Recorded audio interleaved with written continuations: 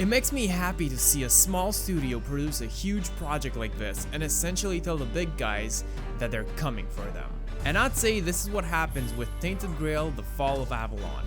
This is what happens if Skyrim, Oblivion, and Elden Ring had a baby and was born on a different planet. And don't ask me how that would work because I literally cannot defend that statement. This is a sponsor video, by the way, but it won't stop me from giving my honest opinion and my honest first impressions about the game. I will not be touching on major spoilers after the tutorial section, and this video will be structured in different sections talking about the game, so take a look at the chapters and click on what you want to know. So the story takes place in Avalon, a world where King Arthur is long dead, corpses are rising from the ground, and everyone wants to kill you on sight. It's a fully open world RPG featuring everything you'd expect from a game of that style. The character customization is a little limited in my opinion, but it's still cool that it's present, even if you don't really see your character because the game is in first person. So the game starts with you being a nobody in a prison cell, with this guy bullying you from the outside. You see the parallel from Oblivion? He gets bonked and in comes your savior telling you that you stink. I always found it puzzling that these people won't bathe. You, I understand, you're literally rotting in this damned cell, but them, there's just no excuse for the stench. You know the dialogue's gonna be good when this guy comes in and tells you that you smell like shit. Then he tells you to go left. When you get out, head left. I'll scout ahead. So I did what every sensible person would do in that situation, and go right. I spot a corpse that I decided to loot and really felt like he asked me to paint him like one of my French girls, but I respectfully refused. Eventually, I still end up where I'm supposed to go, and then comes my first combat experience where I wanted to be sneaky, but miserably failed. When it comes to the combat, your first thoughts are Skyrim.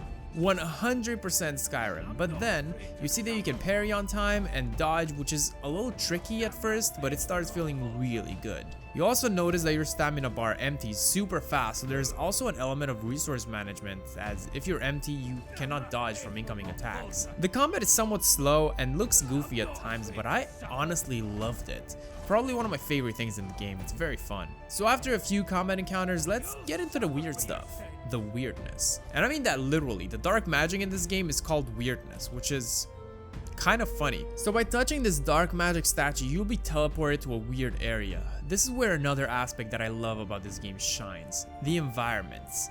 The game looks good and has some really cool and creepy sights. This is also where you'll encounter this weird bodiless creature, well, character, not a creature. I've been waiting a long time for someone to find me, who apparently wants to stick with you for the rest of the game, but he's nice enough to help you escape. I shall do something now. After defeating a few more enemies, you may now go back to the overworld through this awesome looking portal. And we're back. Then we meet our gang, consisting of the savior dude and 2 other prisoners, where the plot is revealed. Why did you save us? I need you to kill King Arthur. Excuse me, what? Oh yeah, shit's getting good. Then we take a boat and get shipwrecked, and welcome to the open world section of the game. As I said earlier, the environments are where the game truly shines, giving you a true feel of a broken, dark world, making you excited to explore it. I'd say the exploration reminds me of Elden Ring a little bit, and now you have the trifecta explanation as to why this is like a 3-way weird child. It still doesn't make any sense. There are caves, dungeons, ruins, settlements, and to give you a really cool example, here's one of my cave adventures. If you're trying to avoid any type of spoilers, feel free to advance in the video right here. So after entering a cave that I accidentally found, I spot a few weird looking enemies. They're called miners because this is a mine, but all of them seem to be missing limbs. So, because I was creeped out, I attacked them and disposed of them. Anyway, I started blasting. Bang! Bang! And they're creepy, dude. As I walk deeper in the mine, I noticed that a lot of them don't even attack me and seem to be praying or something. But that doesn't stop me from taking them out. And then I find this area where all my questions are answered. There's a huge statue being worshipped where it shows that they engage in amputation rituals, which is weird, but whatever. There are tablets explaining what's going on. Basically what it says that they don't want to attack outsiders and all they want is to live in peace, no matter what creepy worshipping they've been doing. So after all this, I'm the asshole.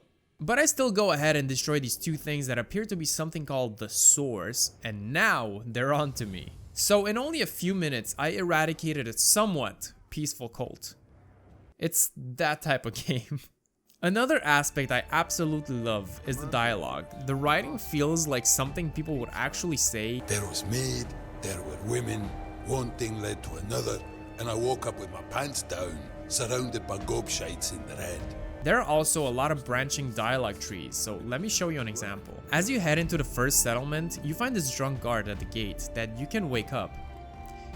Your money or your life. Whoa, what's happening? What are you doing? I could have stabbed you. No, I could have stabbed you, and I didn't.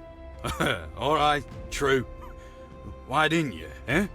Then I accidentally told his boss that I was drunk on duty, thinking it would not mean anything, but as I come back from another trip, he's in timeout and blames me for this. You're the reason they put me here.